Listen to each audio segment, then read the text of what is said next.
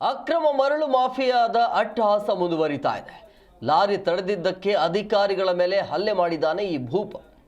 ಬೀದರ್ ಜಿಲ್ಲೆಯ ಔರಾದ್ ಪಟ್ಟಣದಲ್ಲಿ ನಡೆದಿರುವಂತಹ ಘಟನೆ ಇದು. ಅಧಿಕಾರಿಗಳ ಮೇಲೆ ಮರಳು ಮಾಫಿಯಾದ ಗುಂಡಾಗಿರಿ ಮುಂದುವರಿತಾ ಇದೆ. ಆ ಭಾಗದಲ್ಲಿ ಲಾರಿಯನ್ನ ತಡೆದಿರುವಂತಹ ವಿಶ್ವನಾಥ್ ಹಾಗೂ ಲೋಕೇಶ್ ಮೇಲೆ ಹಲ್ಲೆ ಆಗಿದೆ.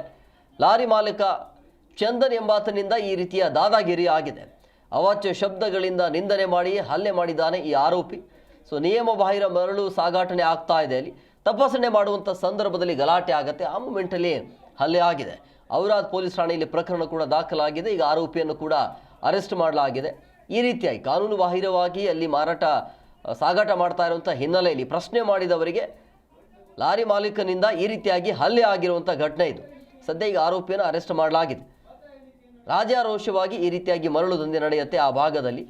ಹೇಳೋರು ಕೇಳೋರು ಯಾರಿಲ್ಲ ಆ ಭಾಗದಲ್ಲಿ. ಮಾತಾಡ್ದಿ ಸುಳ್ಳು ಮನೆ ಅಂದ್ರೆ ನೋಡ ಹೇಳಕತ್ತಿ ನಿನಗ ಸಂದೇಶ ಹೇಳತ್ತಿ. 4 ವರ್ಷ ಕೆಳಗ 1 ಎಕರೆ ಮಾರಿನಿ ನಿನ್ ಚಕ್ಕರ್ದಾಗ ಲೋಕೇಶ್. ರಾಯಲ್ಟಿ ತಕೊಂಡ್ರ ಅವ್ರ ಮೊಬೈಲ್ ತಕೊಂಡು ದುಡ್ಡು ತಕೊಂಡು ದಾದಾಗಿರಿ ಮಾಡ್ತಾ ಇದ್ದೀಯಾ? ನೀನ್ ಕುಂಡಲ್ ದಮ್ಮಿದ್ರ ಗಾಡಿ ಹೋಯ್ ತೋರಿಸ್ತೀನಿ ನಾನು. ಇಲ್ಲಿ ನೀರ ಇರ್ಬೇಕಿಲ್ಲ ಅದ್ರ ನಾರ ಇರ್ಬೇಕು. ನೀ ಗಾಡಿ ತಗೊಂಡು ತೋರಿಸಿಲ್ಲ ನಿಂದು